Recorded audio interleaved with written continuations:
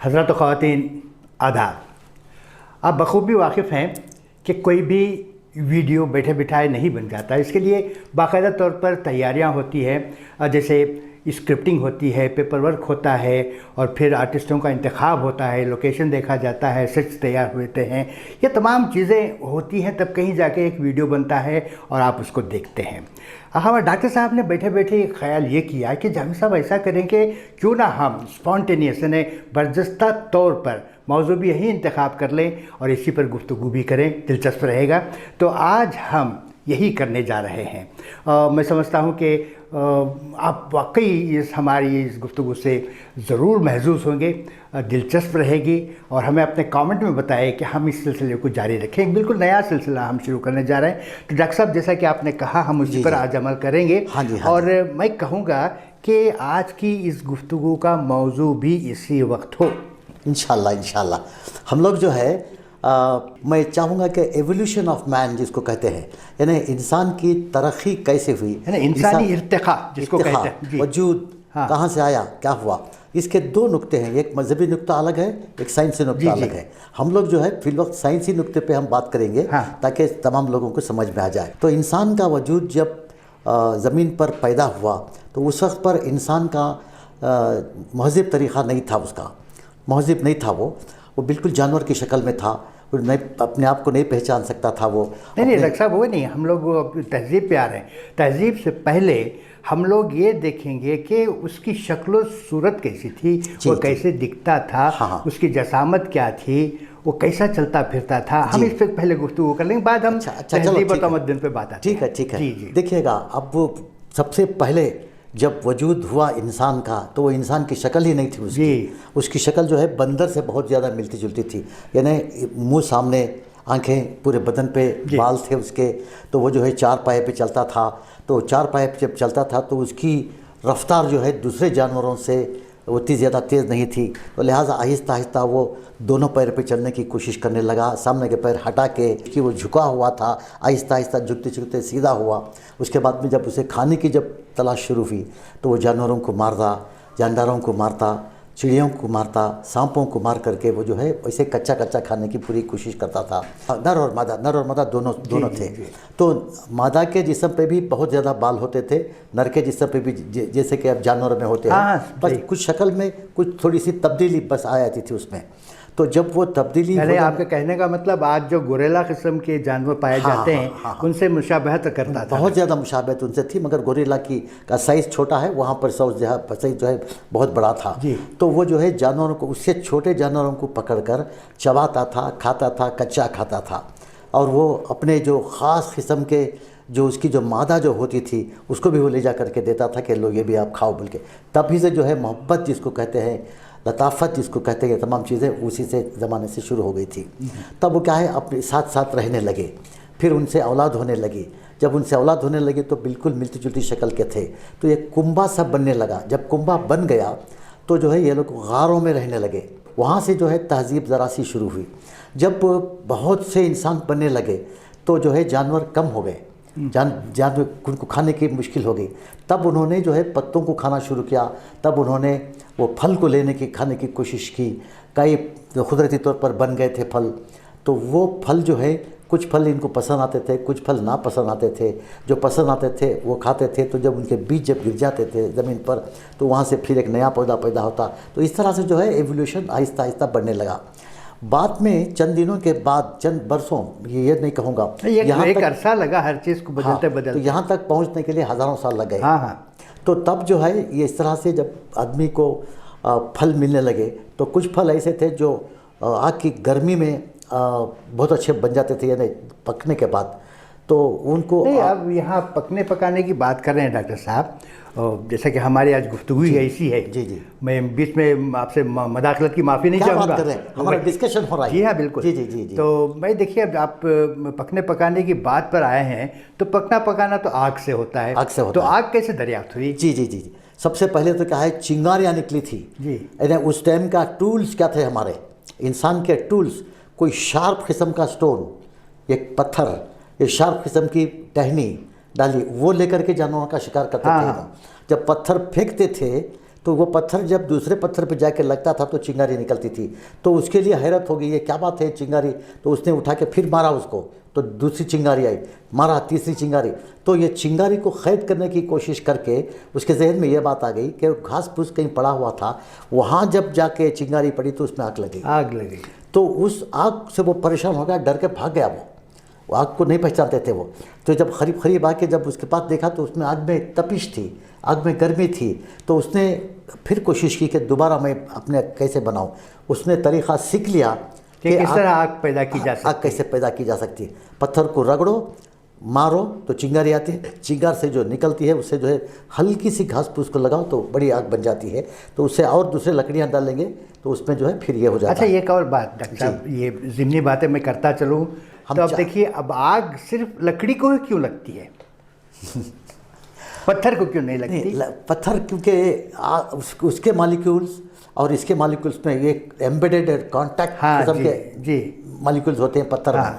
अब उसमें जलने की और तपिश में को अपने आप में जज्ब करने की खासियत नहीं होती इसमें। पर इसके अंदर जो है अलग अलग किस्म के सेल्स हैं, उसमें फोकलपन रहता है, उसकी वजह से वो जल जाता है। तो वो जो है उसी में आग लगती है जिसमें कुछ किस्म के फोकलपन हो, जिसमें आग को जज्ब करने की ताकत हो, खोखलापन उसमें होना चाहिए। खोखलापन हो। देखिए अब मान लीजिए इसको ये लकड़ी है, तो ये लकड़ी जो है बहुत ही बेज़रर किस्म की लकड़ी है ये। जब ये आग लगती है तो उसी लकड़ी को आप पकड़ेंगे तो हाथ जल जाता है। तो आग और ये विदाउट आग के इसमें यही फ़र्क होता है।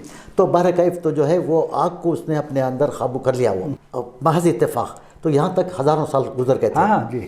तो जो है इन लोगों के हाथों कुछ इस तरह का पत्थर लगा जिसमें डोगन सा था, जिसमें थोड़ी सी क्या कहते हैं उसको, कुछ रुक सकता था। हाँ, तो जो है ज़रा इस तरह का था वो, सीधा नहीं था पत्थर, बल्कि ये यूँ था। तो जब यहाँ जब रखते थे तो ये बहुत अच्छा पक जाता था। अब यहाँ जब रखते थे तो यहाँ नहीं पकता था। तो इन्होंने सोचा कि इस किस्म का जो पत्थर है उसकी तलाश करो। तो इनको पता चला कि जो डोगन किस्म का जो ये जो होता है उसके लिए कैसा करें। तो लिहाजा चिकनी मिट्टी को ढूंढा गया उन दिनों। चिकनी मिट्टी से जो है एक बर्तन जैसा बनाया गया, सिर्फ पहले तवा ही बना था। उसके बाद दूसरी उसकी शक्ल दी गई। तो उसमें जो है थोड़ा सा पानी डालें। अच्छा, याद रखिएगा ये बात, पानी को जो है ये सिर्फ पीने के लिए इस्तेमाल किया जाता था उन दिनों, हज़ारों साल पहले। उसे बदन धोने के लिए, अब इसके लिए नहीं था वो। तो जब एवोल्यूशन पैदा हुआ, जब उनको शर्म का एहसास हुआ इंसान को, तो तब जो है उसने पत्तों से अपना तन ढांकने की कोशिश की। तो उसमें मर्द और औरत में क्या डिफरेंस होता है वो पैदा हुआ। फिर औलाद को किस तरह से जना जाए वो समझने की कोशिश की। तो इस तरह से जो है ख़ानदान बढ़ने लगे। तो एक शख्स जो है एक पर्टिकुलर औरत को पसंद करता था तो उसी के साथ रहने लगा। उससे जो औलाद होती थी अब वो जो है अपना ख़ानदान बल्कि बना, तो एक अलग से ख़ानदान बना, उनका एक अलग ख़ानदान, उनका एक अलग ख़ानदान, इस तरह से ग्रुप बंदियाँ हो गई, एक ग्रुप बंदियाँ हो गई। लेकिन अब क्या हो गया कि वहाँ पे वाइल्ड लाइफ भी बहुत ज़्यादा थी। तो अगर ग्रुप में रहता था तो वाइल्ड लाइफ इनके सामने नहीं आती थी। तो लिहाजा इन्होंने ये सीख लिया कि ग्रुप में रहना जो है बहुत बड़ी बात है बोल के, तो एक ख़ानदान बना। तो इस तरह से एक छोटा सा कस्बा तैयार हो गया। धूप पड़ने का एहसास हुआ तो उन्होंने पत्तों को जमा करके अब एक रिहाइश का एक वे बना लिया, साया बना लिया, एक साया सा जैसा बनाया। तो जो है अपने ख़ानदान को लेकर अंदर रहते, सुबह उठ के ये चले जाता था। तो टाइम टेबल भी बना। क्या हुआ कि मर्द जो है बाहर निकलता था, एक मखसूस वक्त पर जाके अपना शिकार करता, फिर एक मखसूस वक्त पर अंधेरा होने से पहले वापस आता। तो वहाँ जो है सुबह और शाम का एहसास तब हुआ उनको। तो दोपहर में नहीं होता था ये।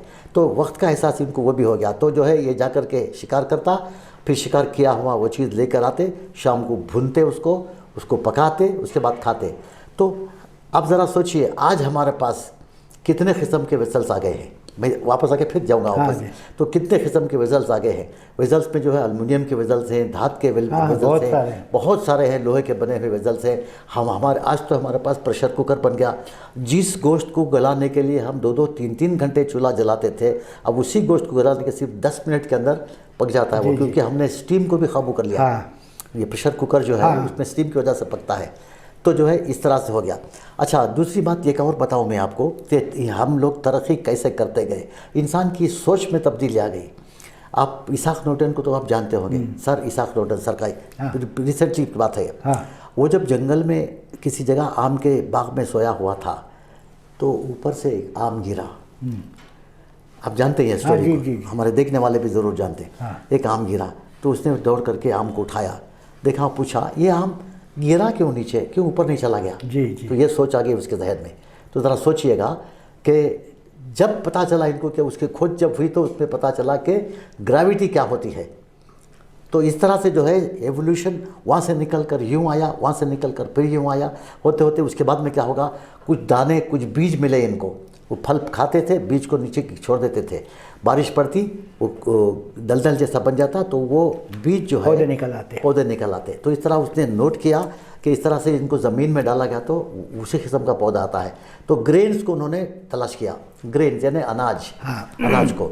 अब उसे पीसने का था तो यूँ मसाले से जैसा पीसते थे वो ऐसे ही कच्चा बनाते थे। सबसे पहला फूड जो वजूद आया वो पोरिज जिसको कहते हैं, गंजी। आज हम लोग कहते हैं ना वो गंजी, खीर जो बनती है आज, तो उस तरह से जो है वो पोरिज जो है वो सबसे पहला फूड बना था।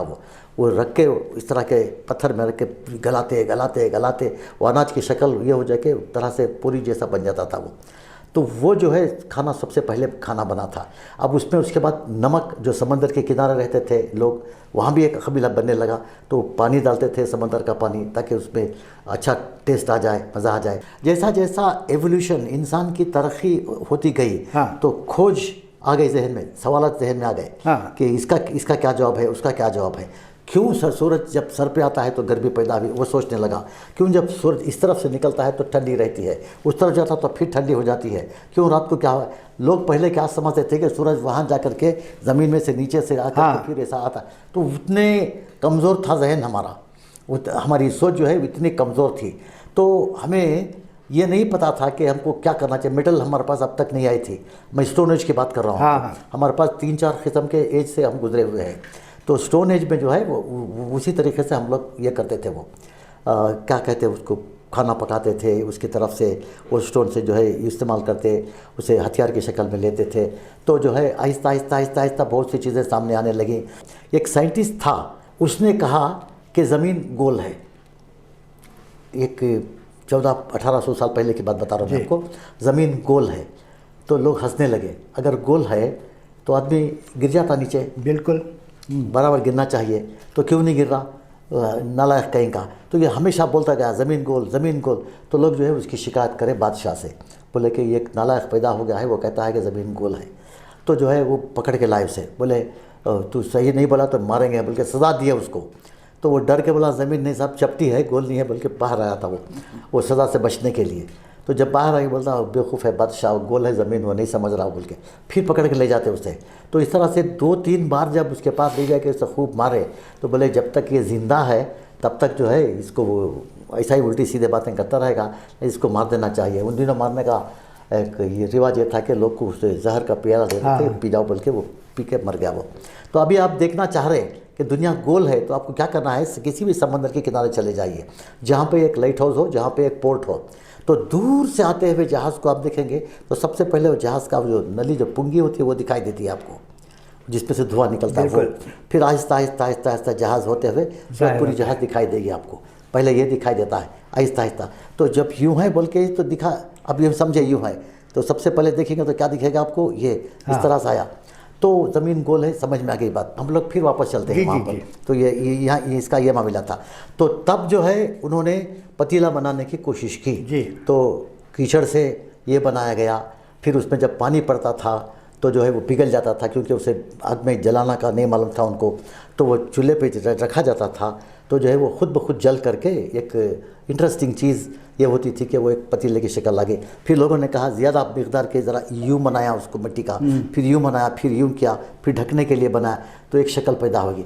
आज भी जब हज़ारों साल पहले के डूबे हुए शहर अगर हम खोद के जब निकालते हैं तो उसमें हमको मिट्टी के टुकड़े मिलते हैं, बर्तनों के टुकड़े मिलते हैं, जिनको देखकर अंदाज़ा होता है कि कौन से ज़माने का ये हुआ है। तो इजिप्ट जो है सबसे पहला मुल्क है जहाँ पर लिखना पढ़ना सिखाया गया।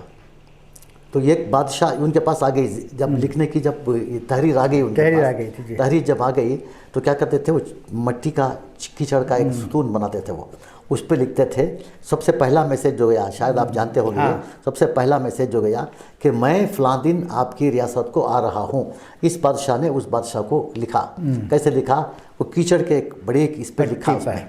अब उनकी जो लिखावट थी उसमें वो लोमड़ी की शक्ल भी होती थी, है ना, जानवरों से मुशाबहत रखने वाली चीज़ें रखते हुए इस तरह लिखते थे। सबसे पहली तहरीर थी वो, तो वहाँ से जो है तहरीर शुरू हुई थी। तो इजिप्ट जो है सबसे ज़्यादा तरक्की याफ्ता मुल्कों में नई नई चीज़ों को लाने में इजिप्ट का बहुत बड़ा हाथ रहा था।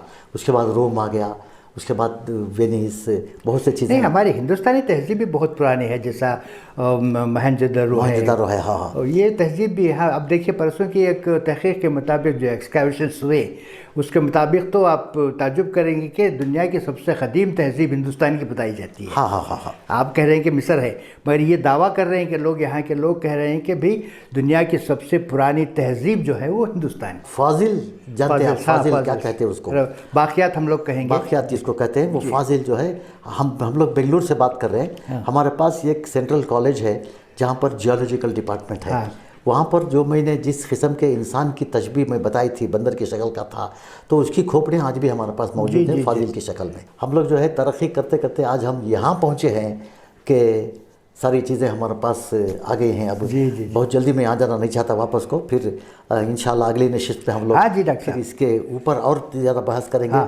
और कैसा हम लोगों ने तरक्की की, कपड़ा हमने कैसे बनाया, सुई हमने कैसा बनाया, धागा कैसा हमने बनाई, और जो है वो फिर मशीनें कैसे तैयार हुई, कैसे इजाज़त होती रही। अच्छा, सबसे बड़ी कहते हैं कि ज़रूरत ईजाद की माँ है। बहरहाल नाज़रीन, मैं चाहता हूं कि आज की हमारी इस गुफ्तगू से आप ज़रूर लुत्फ़अंदोज़ हुए होंगे।